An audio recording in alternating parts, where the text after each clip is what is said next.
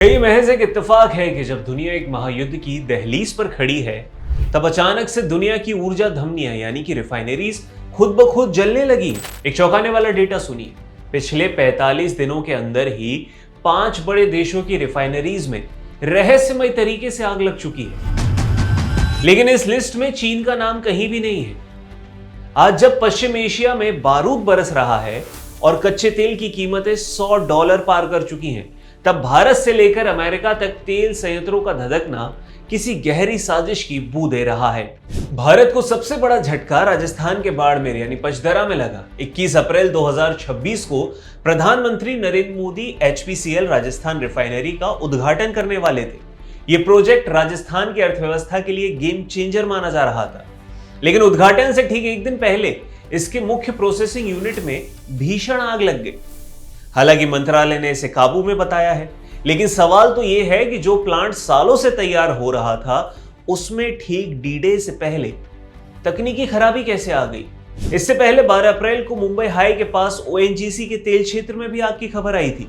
क्या कोई अदृश्य हाथ भारत की रिफाइनरिंग क्षमता को चोट पहुंचाकर हमें महंगे आयातित तेल पर निर्भर बनाए रखना चाहता है? इसका ग्लोबल पैटर्न समझते हैं जो इन्हें प्लान्ड अटैक की तरह दिखाता है। अगर ये सिर्फ भारत की बात होती तो इसे स्थानीय लापरवाही कहा जा सकता था, लेकिन पिछले 45 दिनों का वैश्विक कैलेंडर देखा जाए तो 1 मार्च को इक्वाडोर में देश की सबसे बड़ी रिफाइनरी एस्मेराल्डस में आग लग गई। 17 मार्च को मैक्सिको में ओल्मेका रिफाइनरी धधकी, 5 लोगों की जान चली गई। 23 मार्च और 10 अप्रैल को अमेरिका में टेक्सास की 2 बड़ी रिफाइनरीज वैलेरो और मैराथन में धमाके हुए।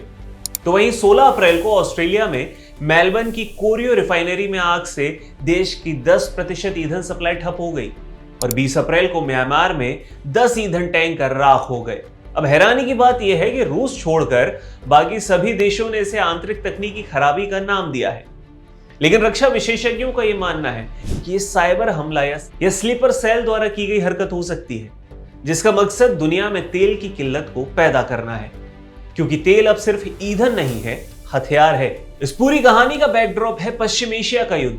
ईरान ने होर्मुज जलडमरू मध्य यानी स्ट्रेट ऑफ होर्मुज को ब्लॉक करने की धमकी दी, जहां से दुनिया का 20% तेल गुजरता है। जब सप्लाई चेन पहले से ही कमजोर हो, तब रिफाइनरीज का जलना आग में घी के समान है।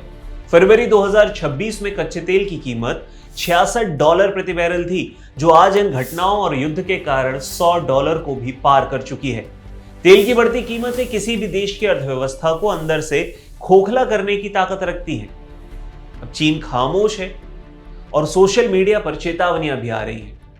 इंटरनेशनल एक्सपर्ट्स इस बात पर भी गौर कर रहे हैं कि जहां पूरी दुनिया की रिफाइनरीज जल रही हैं, वहीं चीन के तेल संयंत्र पूरी तरह से सुरक्षित हैं। राजस्थान रिफाइनरी में आग लगने से ठीक 4 दिन पहले कई सोशल मीडिया एक्सपर्ट्स ने यह अंदेशा जताया था कि भारत के दुश्मन देश हमारी अर्थव्यवस्था को अस्थिर करने के लिए ऊर्जा केंद्रों को निशाना बना सकते हैं। क्या यह महज एक भविष्यवाणी थी या उन्हें किसी आने वाले खतरे का आभास था? भारत आज दुनिया की तीसरी सबसे बड़ी तेल उपभोक्ता इकोनॉमी है।